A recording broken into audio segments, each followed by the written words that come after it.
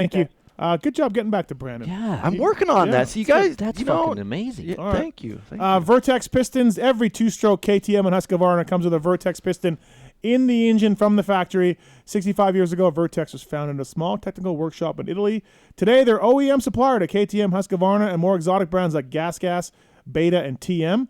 No matter which brand. Oh, by the way, Gas, Koldenhoff this weekend. Bike looked good. It's amazing they got the bike so ready to go such a short time. Good job for Gas. Oh, that red. It looks good. Full range of 2-stroke and 4-stroke pistons and replica, high compression, and GP style. VertexPistons.com. Visit your local dealer or email sales@pivotworks.com for a deal on a Vertex piston kit. Vertex is pleased and proud to bring you our first guest of the night.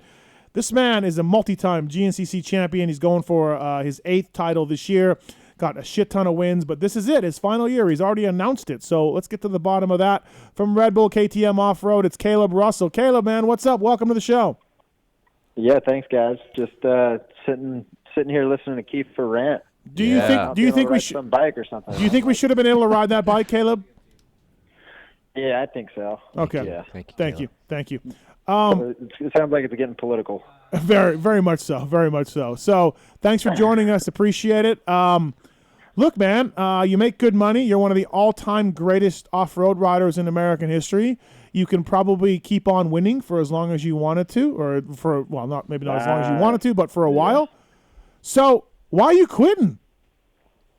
I mean, I could probably scrape by and get a few more championships. I feel like I still have some good years left in for me. Sure. But, I'm at the top. There's only one place to go, and that's backwards. So I've been here for a long time. I've got nothing left to prove, and our industry is like how I explain it, this revolving door where there's never an end in sight. It's always there's a start and there's an end, but it never really ends, because as soon as it ends, you're already talking about what's going to happen next year and who's going to win and this and that. So it's now that I've got it off my chest, and this is the final year, I've got an end in sight. So I'm stress free and feel really good and at the top of my game, and kind of question myself too. Why am I making this the last year? But what was it? Something you've been thinking about for a while? Did it hit you one night while you were like on the rower, or you were out with your chick at a movie theater or something? Like when did the genesis of you being one last year kind of start?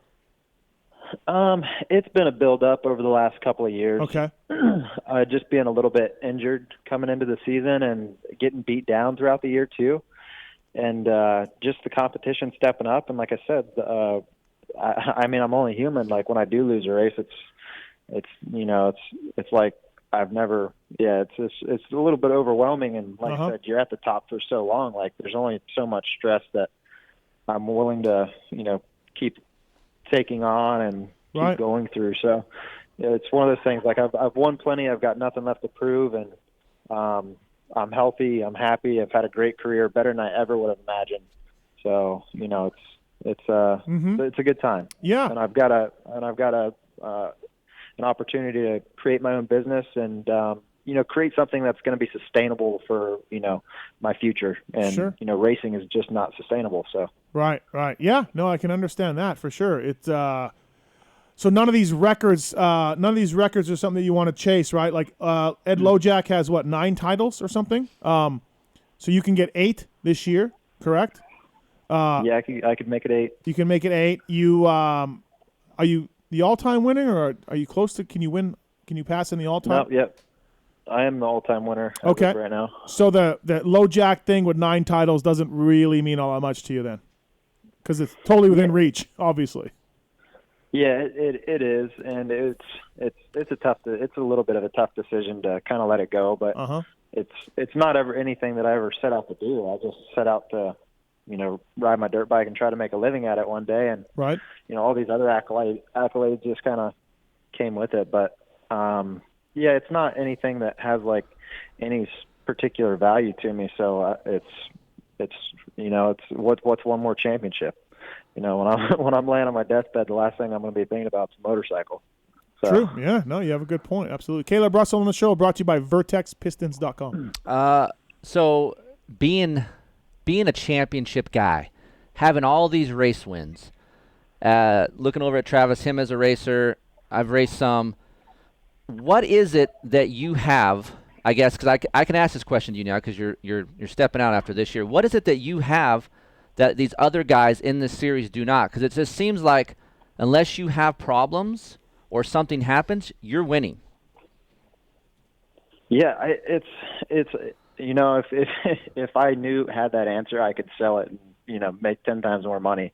What makes guys champions and other guys on the cusp, but they just can't figure it out. But really, it's just the mentality and not sweating the small stuff, and just kind of going with the flow. And I've got a routine, but I'm not like so stuck in the routine. If something happens, like it alters my ego in a way and messes with me. So it's just finding that happy balance. I'd say it's really what it is about. And I've had to work hard for everything growing up, so I'm a little bit more appreciative than I'd say some people. But it's just one of those things. I've always I lost a really close championship, and I knew what that felt like, and I didn't ever want to have that feeling again. And once I started winning, winning just became like second nature and easy for me to do. And to make it routine, like I'm mentally a strong person. I can just figure out how to win a race, even if I'm not the fastest guy on the day, because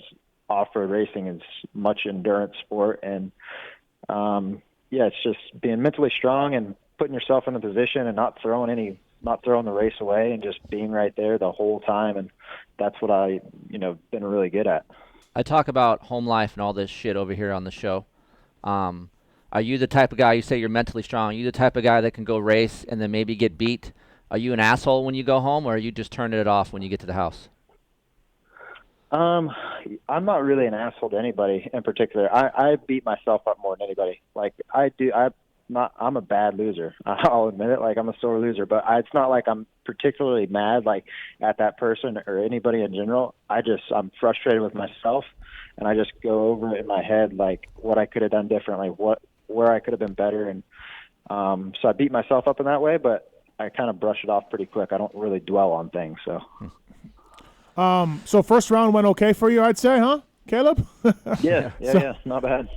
Second round this weekend after Daytona? Yeah. Yep, sure is. How do you feel about this year? Like your preseason prep and all that, all well, and you mentioned coming into the season with injuries, which is kind of what happened last year, I believe. But how do you feel health-wise?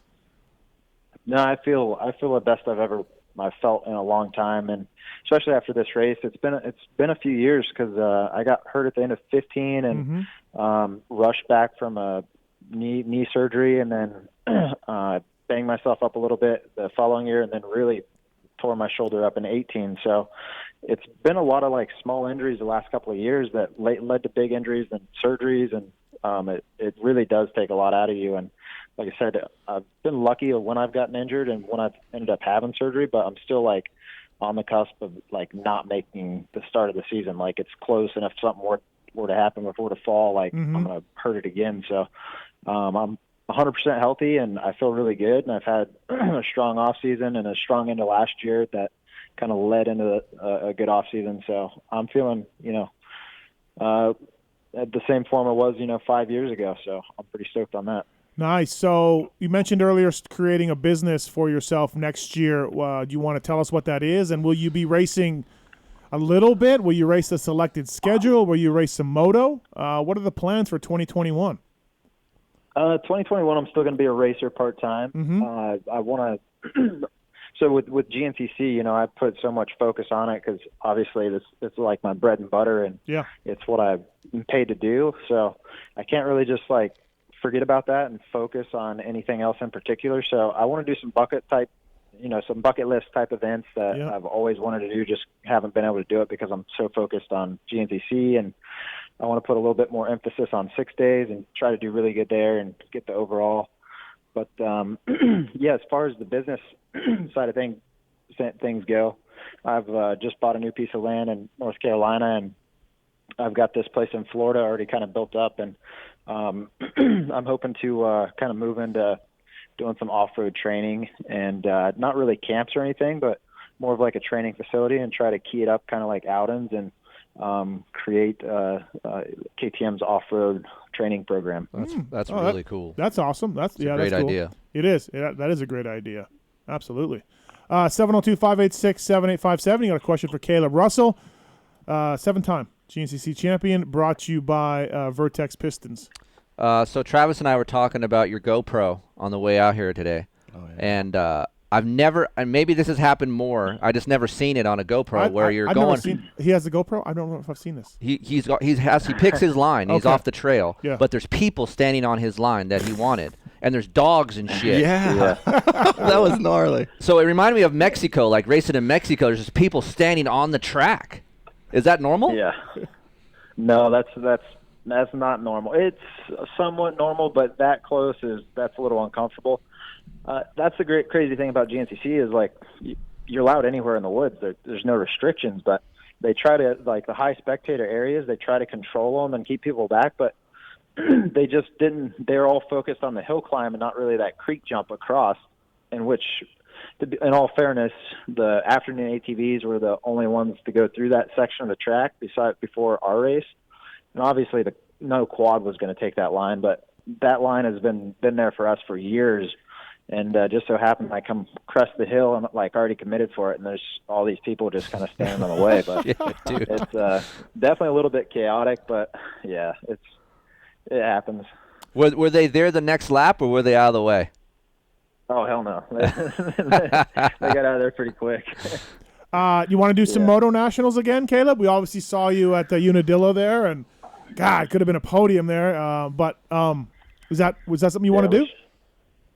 I wish I had a redo button for that one for sure. I was talking to some guys about that this week, but no, it was an awesome experience. I would love to do some more, and that was kind of a little bit unplanned. Well, not unplanned, but I've been bugging out to kind of throw the word in there for me because I've been riding really good down at his place. So I got him to like give me, talk me up and get the bike and everything, and it just worked out. But after doing it on a factory bike, like. Yeah. Our off-road team could make me a pretty good bike and get some help or whatever, but the whole team and the atmosphere and everything and just how everything was like catered and taken care of for me, like that went a long ways because that day went by so quick and like everything was so stressful, especially being my first one. But they made me feel right at home and just whatever I needed, like boom, it was like taken care of, and it ended up being an awesome experience. And I'll if it never happens again, at least I did pretty good, but I'd love to try it some more. Right. What about endurocross? Any ambition? Jump in some of those, Eric's? Yeah, no? Don't do that. No. I would have more of a chance of qualifying for a supercross than an Really? endurocross. Oh, okay. No, Yeah. I figured you'd show up at one of those or something. What about when you came out here for the West Coast GPs? How'd you like that? I enjoyed them. I really did. It's so much different because you're just over here. Everything's a lot slower pace, obviously. But it was 2 dozer widths wide, the trail or the track. But it's just tough.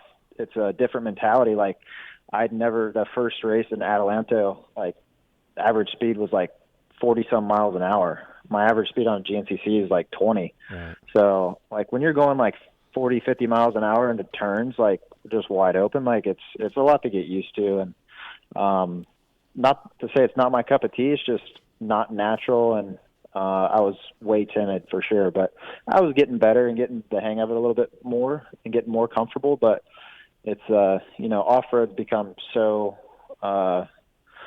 and each discipline has become so challenging because everybody's so specialized now in what they do. So that totally has happened, right? Yeah. And it kind of makes you respect other well-rounded riders like Sipes and those guys that can do all that kind of shit pretty good, It's crazy.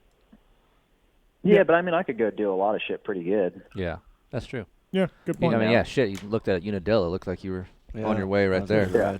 I mean, I would rather win and do really good than just do a lot of stuff and be okay. But he's making a good living. Looking back on your career, maybe this is a little premature, Kailub, because this could be a championship winning season for you, and you could go out with a bang like you talked about. But do you have a favorite year, a favorite title of yours?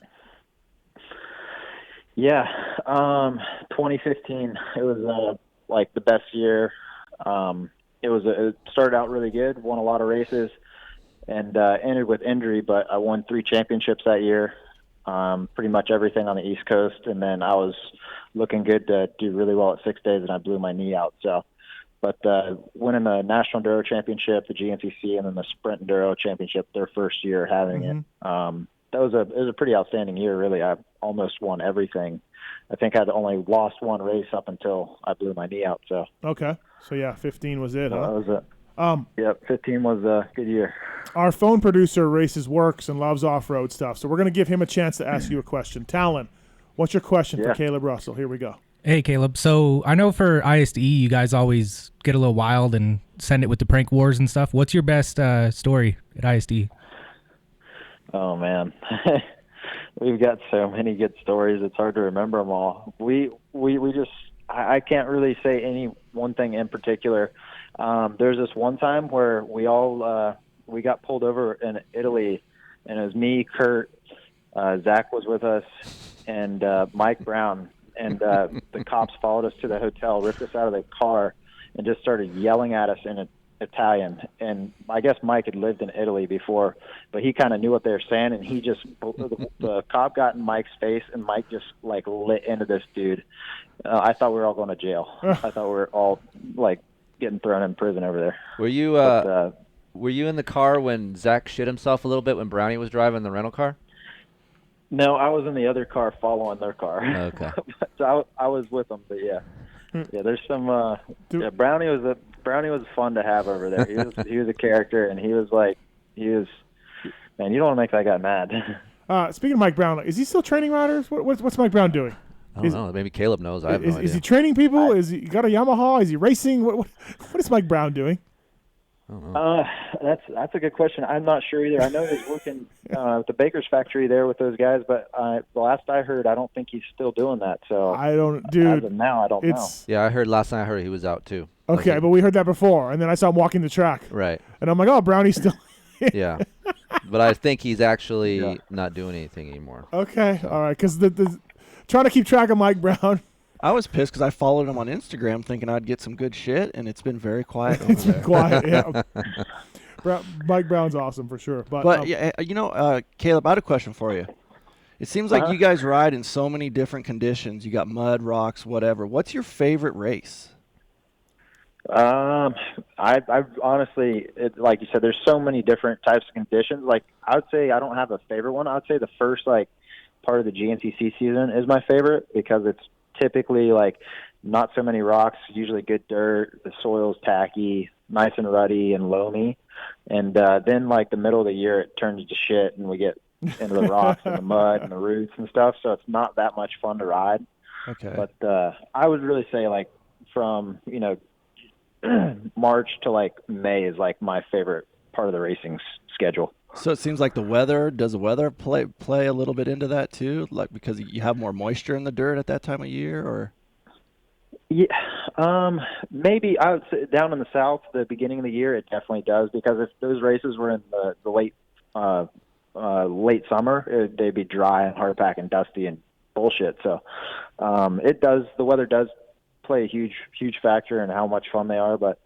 I get the question a lot hey, what's your favorite event or favorite place to ride? And I really don't have one. I kind of tell everybody the same thing. The beginning of the year is always pretty fun to me. So, I raced 2 GNCCs. Did you have fun? They're so gnarly. They look gnarly. Have you ever done one? No, I went to what's that one kid? It's in Morganton, North Carolina. Steel Creek, yeah, and it was so I was tired standing on the side of the track watching. Yeah, and I don't know what year it was. A couple years, 5-6 years ago, and they battled the entire race. Yeah, and I can't remember who won. I think Josh was winning, and he fell in the last corner. Yeah, and got past, led the whole race, and got past in the last corner. It was 3 hours. Yeah. Can you imagine that? I was blown away. I did the industry class twice, Unadilla and Crawfordsville, and I was so tired. It was so hard to do. Update, just text message from Mike Brown. Call me tomorrow. Oh, really? Yeah. That was quick. Yeah, so GNCCs are unbelievable, and Kailub, you're certainly gnarly for Gnarly. sure. Is there one thing on your bike that you're picky about your setup for the roots and all that? Is there one thing that really stands out to you that you're picky about? No, like I said, I'm pretty relaxed guy. I'm not super picky. as far as like setup goes, like I'm a little bit particular about suspension settings and stuff, but I've found like, I got to be like a pretty good tester, and that was almost like a downfall to be a good tester. Yeah. Because we ride, like, there's so much variety, like, you know what you want, but you can't have it everywhere. Like there's it's not, if you make your bike work and the roots and the rocks, it's not going to work when you got soft dirt and ruts. Mm-hmm. So it's like a give and take. Like you just need to know how the track's going to break down and what you want to feel as a whole and what you're going to be able to ride for 3 hours is the biggest things. Because I could put a moto setup on and kill it the first 2 laps, but it's going to beat the hell out of me. But it's like I said, it's a give and take relationship, and I've gone back to like finding a really good, like, nice feeling base setup, and I can just tweak that, make it stiffer, make it softer, and I've got so much time on it, I know which direction to go, like for which track, and I feel really comfortable on it. So I try to go that route nowadays, because before, a few years ago, like, I'd have a different setup for every track, and like I said, it was just getting a little out of hand and getting lost. But are you going to Daytona this weekend, the Supercross? No, Okay. I usually don't go because it's such a late night, and I got a race on Sunday. So I was wondering if you were going to wear your jersey there. If we I would have had it on for sure. Walker You Fowler, didn't see me walking everybody. around. He's angry, I guess. I heard through the grapevine. He doesn't like us. So I didn't hear Yeah, this part. So what happened? Sorry Well, if I it's missed funny it. that Weege, like, when he brought it up and everything, he doesn't strike me as the guy that wears it. Walker completely strikes me as the guy that would wear his own jersey, like, to an event like that. Like, he's a goofy personality. Mm-hmm. Walker's a good dude, and he means well, and I like Walker. But yeah, he totally gives me that vibe that he would do something like that, and he did. So He did. Tampa Supercross, the multi-time Yamaha factory or Blue Crew. Yeah. Quad GNCC champion Walker Fowler. Wears his own jersey? He wore his own jersey. Wygant was like, "Oh, look, that's cool. There's a Walker Fowler fan here." And then Wygant walks up and it's Walker Fowler. No way. So we kind of had some fun with it. Yeah, of course. And then he called in. Thankfully, he called in. That was cool. But he was he lit up? He was staying strong too. Really? That he's proud of what he's done, and he's wearing his jersey. That's cool. And we just like, I'm like, I don't think you could do that. Yeah, he's proud. I don't I think get the he can do proud that. part. That's pretty cool that he done what he's done. I don't know if I'd wear my jersey. I couldn't do it. I listened to your podcast after Tampa and where it mentioned it, and then I was like, all this whole thing blew up, and I'm friends with a lot of those quad guys. Yeah. And so I was like, man, I got to listen to the show tonight. And I waited for like an hour for him to come on. And it was, you guys didn't light into him as hard as I thought you were, but it was definitely still a good listen. I didn't want to like just ruin the guy. First of all, we're teammates on Blue Crew, and he is a bad dude, to win all those races and stuff. So yeah, he is. He's but a gnarly dude. he wasn't. He was running it. So, anyways, but I'm just glad, Kailub, that you're on our side with like that. You wouldn't do it. That's all. That's it. You just wouldn't do I'm it. definitely. Right. My shirt that just came out, like that one more. I honestly, Chandler, when I'm on a event tee or whatever, like, I don't even get these shirts because I won't wear them. Right. Like, I'm not going to wear myself on a T-shirt. I'll wear my logo, but I'm not going to wear a picture of me. I'm not going to wear my name. Right. Like, it's just not who I am. Travis, So- have you ever worn your jersey to an event? I've never worn my jersey, but I made these when I had my schools in North Carolina. Yeah. I loved my T-shirts. They were comfortable. I loved my logo, so I would wear my T-shirt. Well, I think that's different. But Like, it was just like it just had a logo. Yeah, it just had a small logo, and I love your Kiefer shirts. Yeah. They fit really well. They're a light shirt. That's how my shirts were. So I felt kind of weird though, even wearing a shirt. yeah, I guess when it's a business and you're promoting your business, maybe that's something different. That's how I justified it. Yeah. Yeah. Justified. Oh man. Well, hey Kailub, thanks for coming on tonight, man. Appreciate it. Good luck in your hunt for 8 titles. Yeah, that's awesome. Yeah, it's awesome. And whatever else you want to do in the future, if you're out here in Vegas on the West Coast, come by for a show sometime. That'd be great. So Yeah, and you too. I'd love to. yeah, He absolutely. needs more off-road in his Sounds like a life, good time. Kailub. Yeah, Yeah, he does. I know. I know. Yeah, why don't after Daytona just swing on by? It's like an hour and 15 minutes. You should. No, Steve. I'm not. Come on, we Steve. listen. We had Walker Fowler last week.